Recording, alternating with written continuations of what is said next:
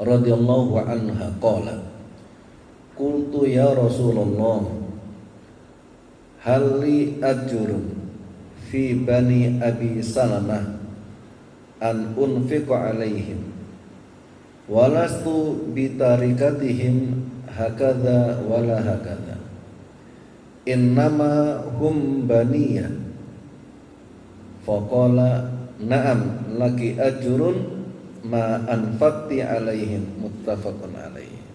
Jadi datang Ummu Salamah. Ummu Salamah ini seorang janda ya, punya anak, kemudian keluarga ini nggak disebutkan keluarga suaminya itu seperti apa, tapi dijelaskan. Dia tanya, ya Rasulullah, apakah saya dapat pahala ketika saya memberikan nafkah kepada anaknya Abu Salamah?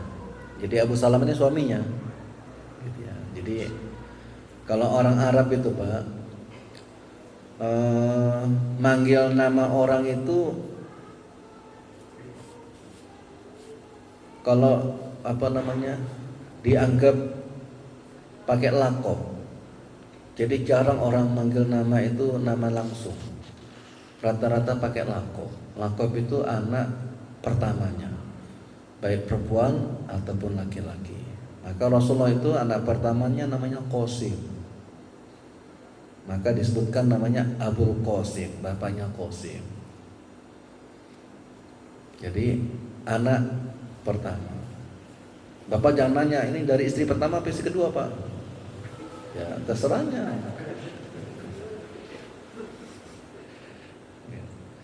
Jadi Abu Qasim ini meninggalkan anak. Jadi ini dalam fikih Islam Pak. Jadi kalau seorang meninggalkan anaknya, nah, itu yang punya kewajiban memberikan nafkah itu bukan ibunya, tapi keluarga dari bapaknya.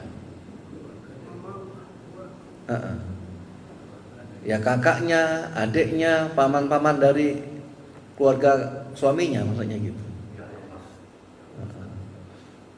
Jadi perempuan tuh nggak nanggung beban anak gitu. Makanya ini kan salah satu hikmah kenapa laki-laki itu dapat warisan 2 kali lipat dari perempuan, karena tanggungannya banyak gitu.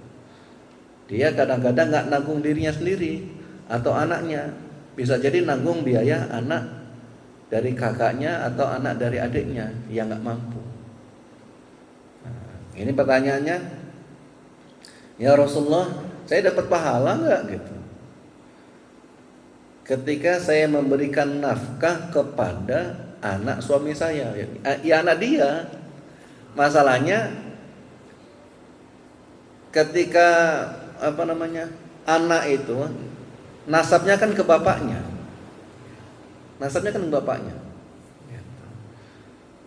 Karena nasabnya ke bapaknya, maka segala sesuatu dari anak itu yang nanggung bapaknya, bukan ibunya. Dan saya tidak punya peninggalan ini dan itu. Jadi nggak ada warisan maksudnya, yang digunakan untuk membiayai hidup anak-anak suami saya. Tapi mereka anak saya juga. Gitu.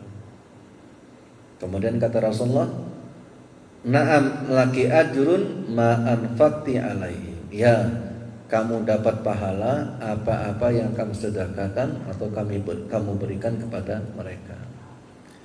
Nah, jadi dari sini bapak-bapak jelas. Maka kadang-kadang orang kalau punya masalah itu jangan cepat-cepat cerai ya. Karena gimana dia tetap nanggung biaya hidup anak-anaknya. Dia tetap nanggung biaya hidup anak-anaknya. Nah, kalau dalam Islam praktek tentang bagi waris Pak ya, tentang bagi waris. Saya sering ditanya orang tentang, contoh kemarin ada guru punya keluarga di daerah Subang. Jadi keluarga kakaknya, jadi kakaknya dia meninggal waktu ponakan-ponakannya masih kecil. Nah, begitu dihitung waris, ya anak-anaknya itu dapatlah kira-kira 50 gram emas. 50 gram emas. Anaknya ada 4 atau 5 gitu. Ada 50 gram emas. Kemudian ya bapaknya juga orang nggak punya juga. Kakeknya tuh orang nggak punya juga. Maksudnya kakeknya itu uang itu sebagian karena dia nggak punya, ya sebagian dikelola untuk dagang, untuk apa gitu. Begitu sudah besar, anaknya nuntut, si cucunya nuntut. Kata boleh saya dapat warisan 50 gram mas, mana? Dikasihlah sebagian. Loh, ini kok cuma segini? Cuman waktu itu kalau diuangkan waktu 15 juta, kok cuma segini? Pokoknya 1 gram itu 1,5 juta gitu. Ya kan untuk biaya hidup kamu ini, untuk kamu sekolah, untuk ini gitu kan. Iya. Lah itu kalau dihitung semua ya habis sebenarnya. Nah, itu masih ada kebaikan kakek itu masih mengembalikan 15 juta, tapi nuntut Pak. Ada juga keluarga begitu dapat waris, dulu itu bapak meninggal itu masih meninggalkan tanah 1,5 hektar, ada ini, ada macam-macam. Masa saya cuma dapat seperti ini? Kata ibunya, ya, kamu sekolah dari mana uangnya? Kalau nggak jual tanah. Kamu makan minum dari mana kalau nggak jual tanah? Jadi kadang-kadang gini Pak, ilmu waris ini langsung dipraktekkan begitu orang meninggal langsung dibagi waris gitu Pak. Ada, taruhlah kayak saya Pak. Saya ini 11 bersaudara. Bapak meninggal, saya umur kira-kira 6 tahun, adik saya itu baru 1 bulan. Yang besar itu kira-kira lulus SMA 3 tahun lah, 3 tahun lulus SMA. Mungkin umur 20, 19 atau 20 tahun lah. Apa begitu meninggal langsung bagi waris? Ibu dapat 1/8, anaknya 7/8 gitu ya. Terus 7/8 dibagi orang 11, 2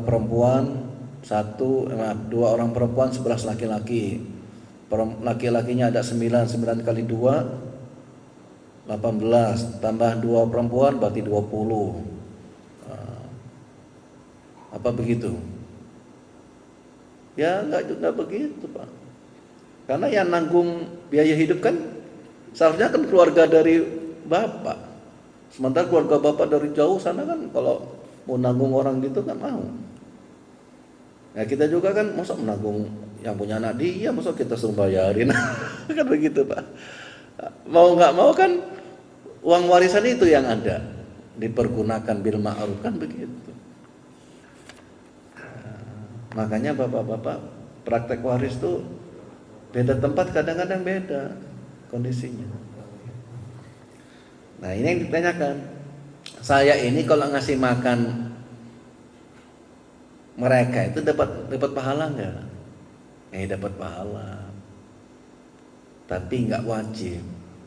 Ibu itu nggak wajib ngasih makan, ngasih nafkah kepada anak suaminya. Nggak wajib. tapi kan nggak tega gitu. Nah, gitu kira-kira.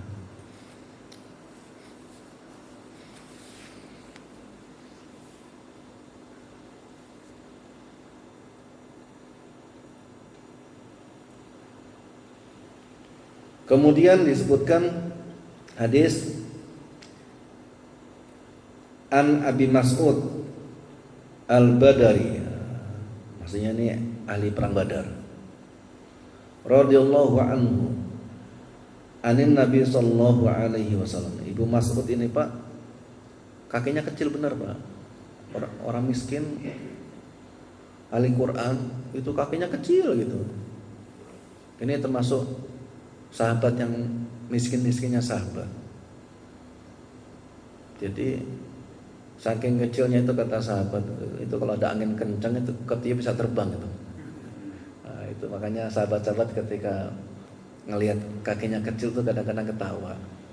Kan kalau pakai sarung kan beberapa pakai kain ya, itu beberapa sahabat kan pakai kain kan kelihatan kakinya kecil gitu kan. Jadi sahabat tuh ketawa-ketawa. Kata Rasul, kenapa kalian ketawa?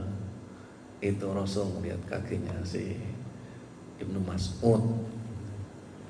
Nah, kaki itu kalau ditimbang sama Gunung Uhud, Pak, itu nggak ada apa-apa di Gunung Uhud. Lebih berat kaki itu, fadilahnya maksudnya Pak. Makanya bapak-bapak jangan pernah meremehkan orang. Orang yang kita anggap hina bisa jadi doanya mustajab. Gitu ya. Salah satunya Ibnu Mas'ud. Ibnu Mas'ud ini begitu dia sakit sakaratul maut, itu para sahabat disebutkan datang pada mau ngasih sesuatu, ngasih harta Pak. Kata Ibnu Mas'ud, saya nggak mau. Ya kalau kamu nggak mau, kasih ke anak-anak kamu untuk warisan. Kan kamu nggak punya warisan untuk anak-anak. Ya kalau kamu nggak mau, kamu terima aja nanti untuk warisan.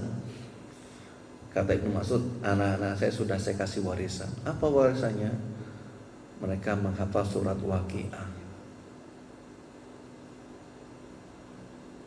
Lumayan juga Pak ya, surat Waqiah artinya. Barang siapa yang membacanya di pagi hari, Allah hilangkan kefakiran di malam hari. Barang siapa yang bacanya di malam hari, Allah hilangkan kefakiran di siang hari. Makanya termasuk surat Waqiah itu surat yang dianjurkan dibaca setiap hari, sehari 2 kali. Kalau nggak bisa sehari 2 kali, sehari sekali aja lah. Surat Waqiah. Kemudian mana tadi?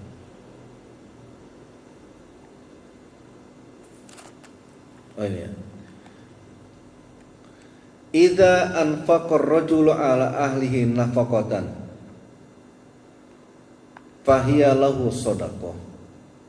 Atau kama qala alaihi salatu wasallam. Jika seorang memberikan kepada keluarganya nafkah, maka dia jadi sedekah.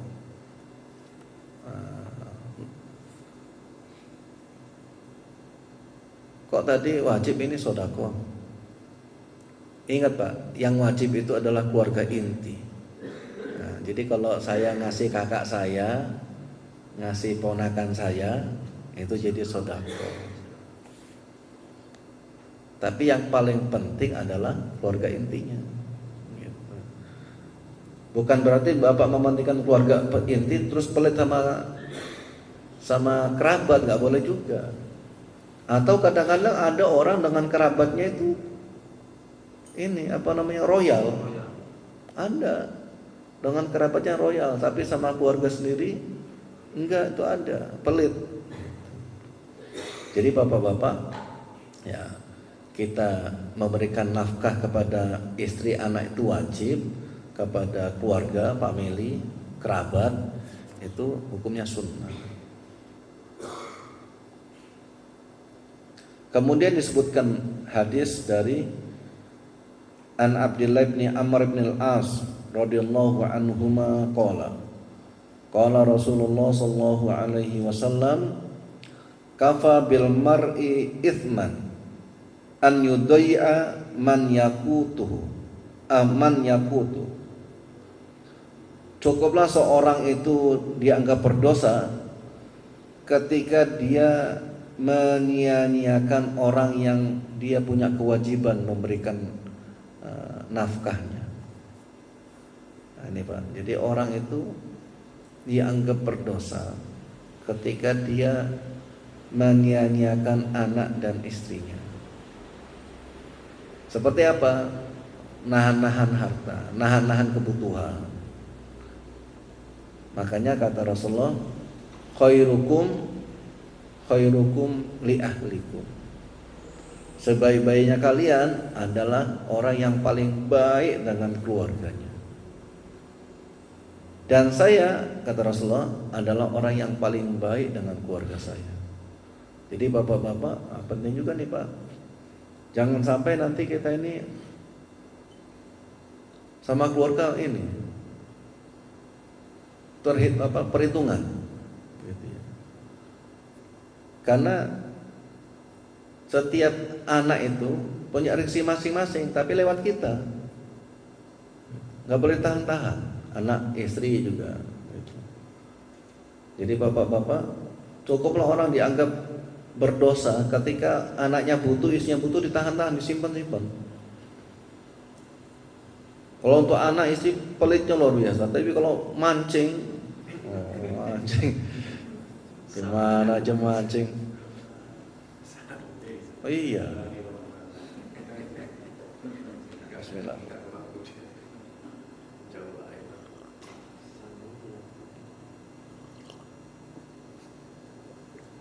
Itu alat pancing itu kalau 2 bulan gak dipakai disita negara itu katanya.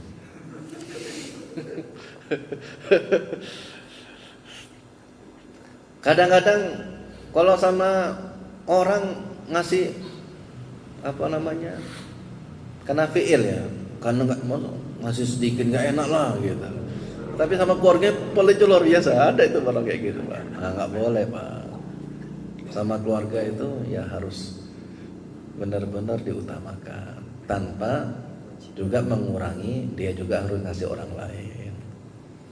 Makanya kata Allah itu dalam hadis qudsi, ana inda abdi, ana inda abdi, saya sesuai dengan prasangka hambaku padaku. Kalau insya Allah cukup lah, ya cukup. Kalau kita kurang ya kurang gitu.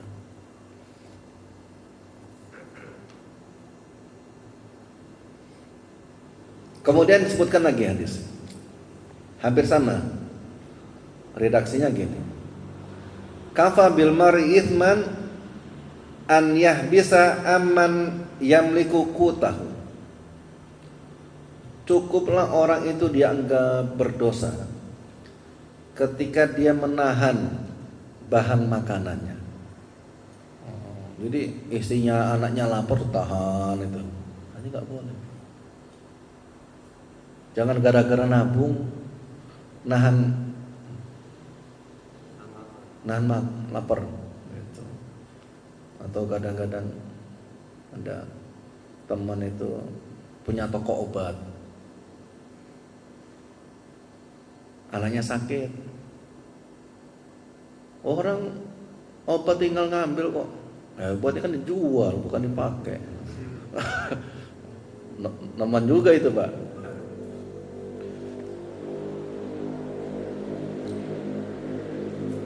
Kemudian bapak-bapak sekalian, saya kemarin ditanya tentang perempuan karir, perempuan yang bekerja. Boleh nggak perempuan bekerja? Saya bilang,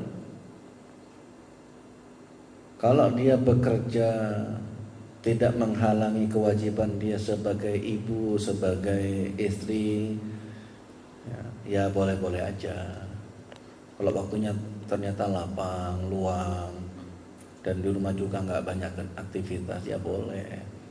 Tapi kalau dia bekerjanya itu menghalangi kewajiban dia sebagai suami. Suaminya keteteran, anaknya nggak kurus gitu, ya nggak boleh, nggak boleh.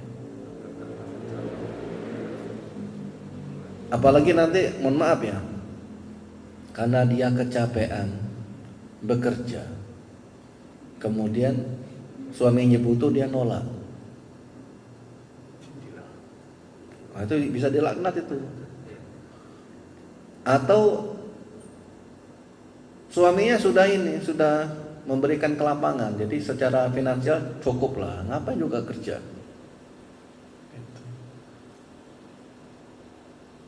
Suaminya sudah ngasih kelapangan, ya, kebutuhannya cukupin, tapi masih kerja. Ya kalau kerjanya tidak menghalangi dia, itu nggak apa-apa. Tapi kalau kerjanya malah jauh menghalangi, ya mohon maaf ya. Teman saya orang KUA itu bikin catatan survei, Pak. Dari mungkin berapa ratus orang sampel yang jadi TKI, Pak, perempuannya di luar negeri, lebih dari 68% itu cerai, Pak. Perempuannya di luar negeri. Orang namanya nikah itu kan, ya mohon maaf ya, Bapak tahu arti nikah, Pak? Nikah itu secara bahasa artinya dua, al-aqdu wal jam'u, berkumpul dan jima. Ya kalau dia nikah nggak bisa jima, apa faedah dari nikah? Oh, itu kalau lama-lama bisa jadi odol itu.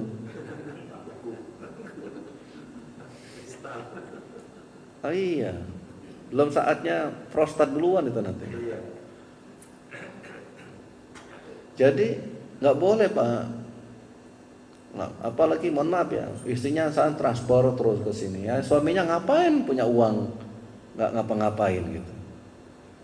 Nah, makanya hasil hitungan dia lebih dari 68%, Pak, itu cerai, Pak. Orang nikah itu kan tuh kumpul, maka ada istilah makan nggak makan kumpul itu. Dengan kumpul kan nanti pasti ada makanan kan begitu. Orang yang jauh aja diminta deketin, yang di langit disuruh turunin, yang diumumin suruh munculin. Masa kita cari yang jauh? Yang jauh aja suruh deket gitu, Pak. Enakin suaminya. Hah? Enakin suaminya. Iya. Ya, suaminya pacaran lagi. Jadi suaminya nikah memberikan nafkah kepada istri kedua dengan uang dari istri pertama. Luar biasa itu. Banyak kan kayak gitu. Makanya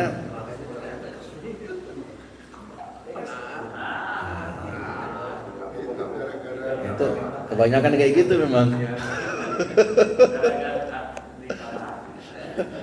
Padahal ini tadi mau Pak geser sini kita cari-cari malah.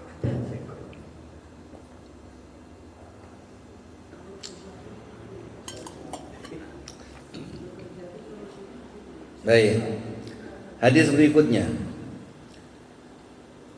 An Abi Hurairah radhiyallahu anhu qala al-yaddul yumna al-yaddul ulya khairum minal yaddi sufla wabda biman ta'ul khairus sadaqati makana an dhahri ghina wa man yasta'fif yu'ifuhullah wa man yasta'in yughnihillah wa man yastaghni yughnihillah. Jadi hadisnya begini, tangan di atas bapak-bapak itu lebih baik daripada tangan di bawah. Maksudnya orang yang memberi itu lebih baik daripada yang menerima. Makanya saya sering bilang begini sama orang-orang, orang itu kalau memang waktu dia nggak punya itu sering bantu orang semampunya, sodako semampunya, itu nanti kalau kaya dia sodako. Tapi kalau waktu masih miskinnya jarang sodako, apalagi nanti kaya, malah tambah pelit, Pak. Iya. Orang itu kalau dari kecil, dari miskinnya itu dia biasa membantu orang, kaya dia bantu orang. Tapi kalau dari nggak punya itu nggak pernah bantu orang, Pak. Jangan harap nanti kalau dia kaya. Walaupun dia punya 271 triliun, Pak, nggak akan bantu orang, nggak. Yang ada siapa mau saya makan ini? Iya, kurang terus. Kemudian disebutkan tadi kan ya, tangan di atas lebih baik daripada tangan di bawah. Wabda biman ta'ul. Maka mulailah dari orang-orang terdekat Anda, dari keluarga Anda. Jadi kalau kita mau bantu ya bantu keluarga dulu, tanpa juga kita harus juga bantu orang lain. Jangan gara-gara mementingkan keluarga orang lain juga kan enggak.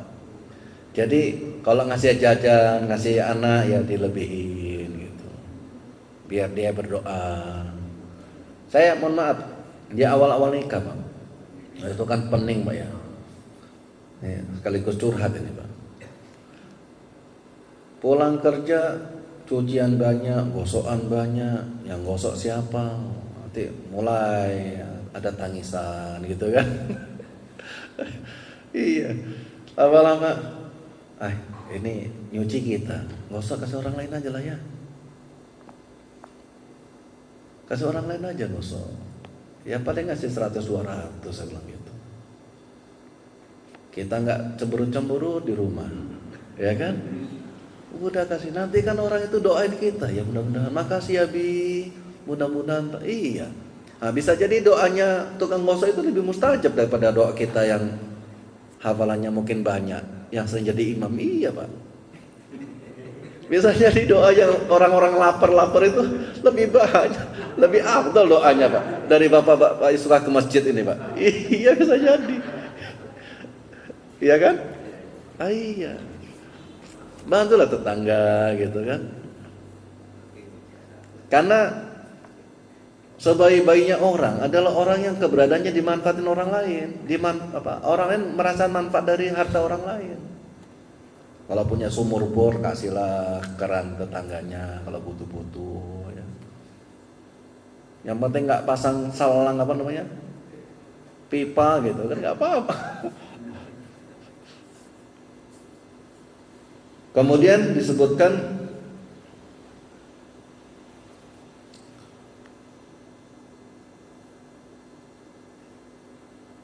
wabda biman taul, mulailah dari orang-orang yang memang kita punya kewajiban memberikan nafkah.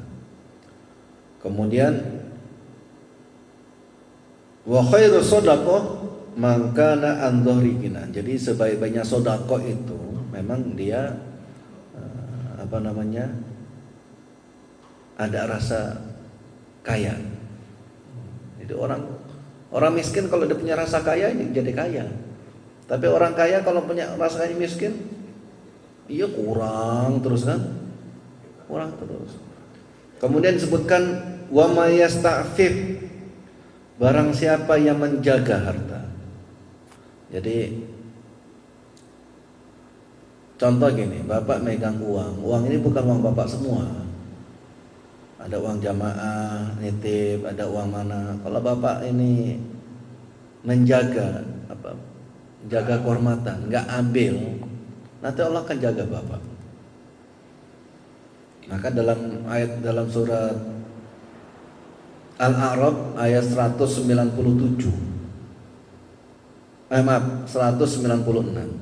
Wa huwa yatawalla sholihin. Dialah Allah yang menanggung beban orang soleh. Nah, itu benar itu, Pak. Saya bilang sama jamaah-jamaah bapak-bapak itu yang ini. Bapak-bapak, waktunya kerja, waktunya sholat aja sholat. Sholat Bapak, jangan sampai gak sholat. Kenapa? Karena kalau Bapak jaga sholat, nanti Allah menanggung beban Bapak. wa huwa yatawalla sholihin. Nanti Allah jangan beban bapak dijaga sama Allah, dibantu sama Allah. Karena nanti amalan pertama yang Allah tanya itu sholat. Maka bapak-bapak, saya suatu saat diajak teman saya di Kembang Gading itu panen cabai. Kembang Gading kan memang cabainya bagus-bagus pak. Saya ke sana, diajak mutil cabai, mutil, ngambil cabai itu panas, panas. Nah, sebentar aja lah. Gitu. Waktu sholat zuhur, saya nggak pulang. Karena orang pada sibuk situ, ya sholat di itu. Cuman saya pakai sarung. Ada sarung nggak pakai sarung? Lalu celana saya nggak kotor pak. Nggak ngapa-ngapain, cuma metik sebentar aja gitu kan. Metik kan bukan untuk ini, untuk kita bawa pulang. Metik aja saat metik gitu. Sholat saya pakai sarung, nggak pakai baju. Orang pada nanya, apa orang? Kenapa itu? Nanya. Pas waktu sarapan, ini Ustaz, ini bapak-bapak pada nanya, kok Ustaz sholatnya pakai sarung aja, nggak pakai baju? Saya bilang, sebenarnya saya kepingin ngajarin ke bapak-bapak, kenapa sholatnya pakai sarung, nggak pakai baju? Yang penting sholat kan nutup aurat. Jadi kira-kira 1 genggam dari bawah lutut sama nutup pusar. Udolnya tutup. Nah, gitu. Itu sudah cukup. Jangan gara-gara kepingin nanti lah pakai baju yang bagus atau ini, malah nggak sholat nanti pak. Nggak sholat nanti pak. Maka dalam fikih akbar, al-fiqhu akbar Ibu Hanifah itu disebutkan sholatlah apapun keadaan. Sholat itu rukunnya, ya, syaratnya kan menghadap kiblat, masuk waktu, nutup aurat, bersih pakaian, bersih tempat. Kalau seandainya bapak-bapak naik mobil bus, nggak mungkin ganti-ganti baju. Begitu kencing mungkin kecipratan. Ya sholatlah apapun keadaannya. Gitu. Sholatlah apapun keadaannya. Waktu sholat ternyata kita nggak tahu tempat kiblatnya, ya udah yang kita yakin mustaqbilal kiblat di kiblat. Jadi jangan sampai nanti bapak-bapak ada orang karena alasan najis nggak sholat. Ya kalau bapak nanti mampir ke masjid ganti pakaian bisa, ganti sarung bisa, begitu.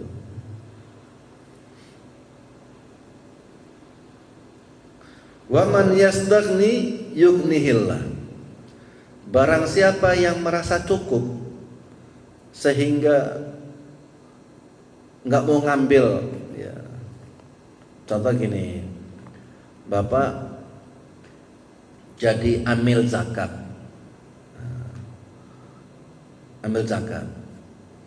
kemudian kalau zakat mal kan ada bagiannya. Kalau zakat fitrah itu nggak ada bagiannya pak. Zakat fitrah itu nggak ada hamil, nggak ada pak. Kalaupun dia dapatnya jatah dari orang miskin, fakir dan miskin. Mungkin amalnya miskin, ya dia dapat jatah dari situ. Cuman kalau memang banyak yang dibagikan juga banyak, kemudian kalau dia ngantar sana repot, maka boleh pak. Fit darurah tubihul mahdurat. Karena gini bapak-bapak, orang bayar zakat fitrah itu kan maunya bapak ngasih langsung. Cuman karena bapak mau menyusahkan diri jadi amil, akhirnya kan orang bayar zakat nggak pakai uang, pakai beras. Ya kalau berasnya sedikit enak baginya. Kalau berasnya 1 ton, gimana manggulnya itu pak? Nah, mau nggak mau kan bayar lain itu. Ada upah lain. Nah boleh dia ngambil sedikit dari uang zakat fitrah itu, atau bayar zakat fitrahnya dilebihin untuk tambahan orang yang ngurusin. Seandainya dia nggak mau, nanti Allah akan kayakan dia. Nah, gitu kan. Jadi kalau orang sudah merasa, udahlah saya nggak, ini bukan hak saya. Sebenarnya kalau darurat boleh, tapi enggak, saya nggak ngambil. Nanti Allah kayakan. Ini kira-kira. Sampai sini bapak-bapak, ada yang mau kita bahas? Isa jam berapa Isa? Sebelum lagi, monggo Pak Agus. Ini berkaitan dengan waris tadi. Kalau model Minang itu kan matrilineal, yang diberi kewenangan malah yang dari garis itu. Bagaimana itu, seperti termasuk orang organ itu, ketika orang organ itu malah Semendo. semendo yang malah diberikan kepada yang menikah. Gitu. Ya, ini saya berandai-andai gini. Orang Minang itu, orang Sumatera Barat, itu anak perempuan pertama yang megang harta. Kalau orang Lampung, laki-laki pertama yang megang harta. Jadi kalau laki pertama Lampung dapat perempuan Minang pertama, oh itu kaya Pak. Kaya itu, sama-sama megang uang itu. Cuman kalau lakinya orang Minang, perempuannya orang Lampung, bokek semua itu. Nah sebenarnya ada filosofinya itu Pak. Kenapa orang Minang itu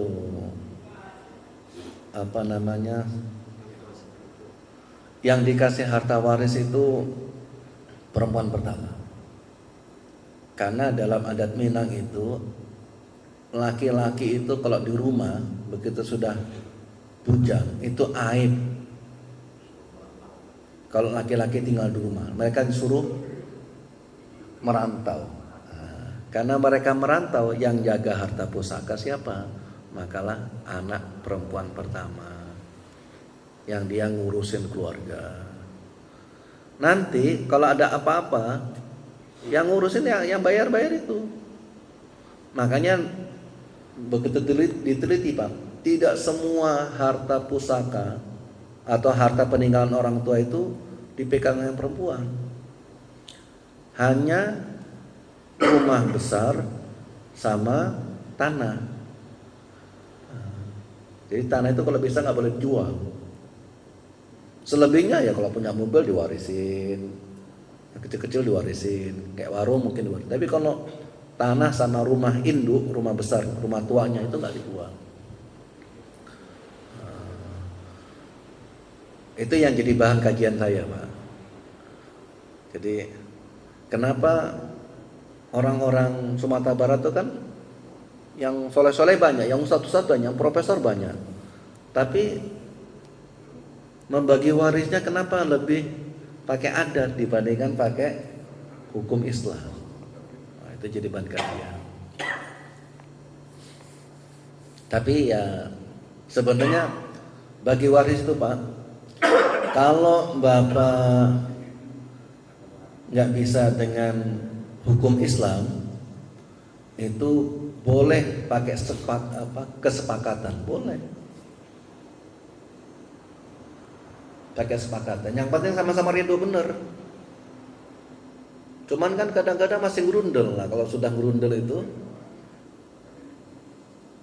jangan sampai Bapak ngambil harta orang lain. Contoh, mertua saya begitu mau dapat warisan, pada kesel kan, pokoknya kita mau dibagi rata. Saya bilang gini, nih, itu kalau dalam hukum Islam nih, perempuan itu setengah dari laki-laki, berarti Umi ini sudah ngambil jatah orang lain yang bukan haknya. Itu kalau jatah dia sendiri cuma 7 juta Pak, cuman karena dibagi rata jadi akhirnya dapat 10 jutaan lah gitu. Nah itu ada 3 juta bukan hak Umi. Jadi gimana? Ya kasihlah sama anak yang lain, yang bungsu mungkin ya, karena memang yang paling banyak sarunya gitu ya. Kalau yang tua-tua kan sudah pernah nerima, sudah pernah banyak menikmati, sekolahnya tinggi-tinggi, yang bungsu kan kasihan, kasih aja ke bungsu. Saya bilang.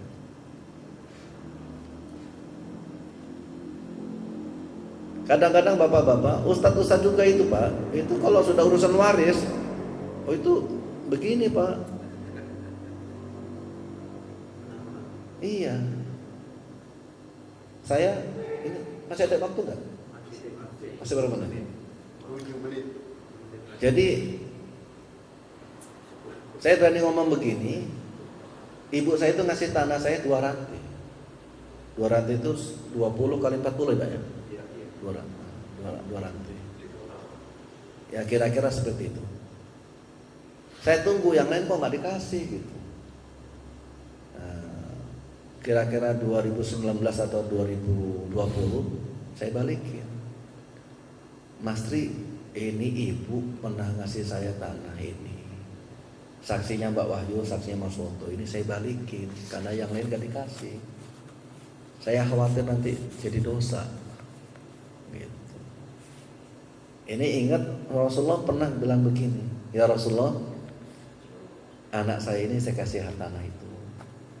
Kata Rasulullah, yang lain kayak mana? Ya enggak, yang ini aja saya kasih. Kata Rasulullah, suka nggak kalau seluruh anakmu berbakti padamu? Ya kepingin, sukalah. Atau pingin nggak kalau semua anak berbakti sama kamu? Ya kepingin.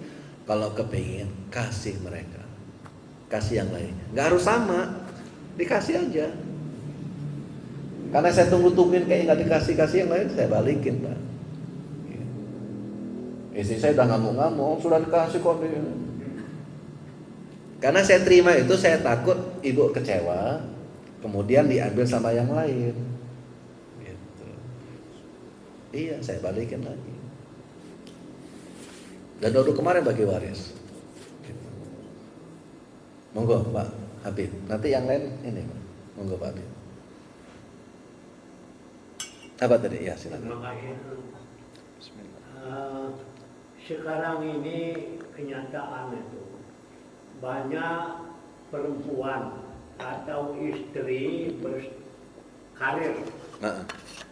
Apa dia, kita ambil saya contoh, dia pegawai negeri. Ya. Suaminya tidak punya pekerjaan sehingga dia dapat gaji tunjangan dari istri. Kayak saya berarti Pak. Wah. Anaknya juga dimasukkan di dalam daftar gaji istri. Ya. Bila suami dia statusnya punya banyak, hanya ya lontang antum ya seenaknya saja dia. Itu satu contoh.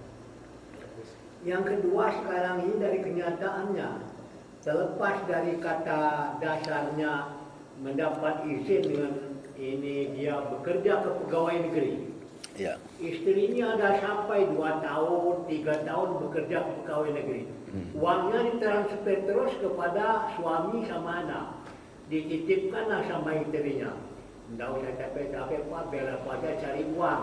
Kamu biar aja badan kamu sama urus anak kita sekolahnya. Sehingga laki-lakinya lutang gantung aja begitu. Tidak memikirkan kewajiban mencari uang untuk nafkah. Nah sekarang ini dilihat dari segi apa dosa atau fikih, apakah suami ini dengan 2 contoh tadi bisa lepas kewajiban untuk membayar nafkah kepada istri dengan anaknya tadi, atau suami ini bisa lepas dalam arti dari hukum Allah gitu, tidak berdosa karena dia dibayar. Suami justru dapat tunjangan dari gaji istri atau dapat kiriman dari istri dia yang karirnya sebagai pekerja luar negeri. Nah ini tuh kenyataannya sekarang ini banyak betul yang suaminya tidak bekerja tapi yang cari uang adalah istri. Nah, ini tinjauannya secara fikih Saya tanya dulu. Nah, Wanita karir itu berbeda dengan wanita yang kerja informal, non formal. iya. Jadi kalau TKW itu bukan karir, Bukan karir ya. bukan karir. Nah, katakanlah di sini Buruh dia. segi penghasilannya. Kalau oke. karir itu mungkin dia pegawai di perusahaan, punya jabatan, bukan buruh. Nah, itu karir. Kalau buruh lain. Gitu. Kalau TKI, TKW itu buruh, bukan karir. Ada orang, mana kamu kok ngejar karir? Enggak, bukan karir. Nah, buruh dia. Jadi yang wira swasta gitu ya. Jadi pertanyaan gini, laki-laki itu dianggap laki-laki ketika dia memberi, Pak.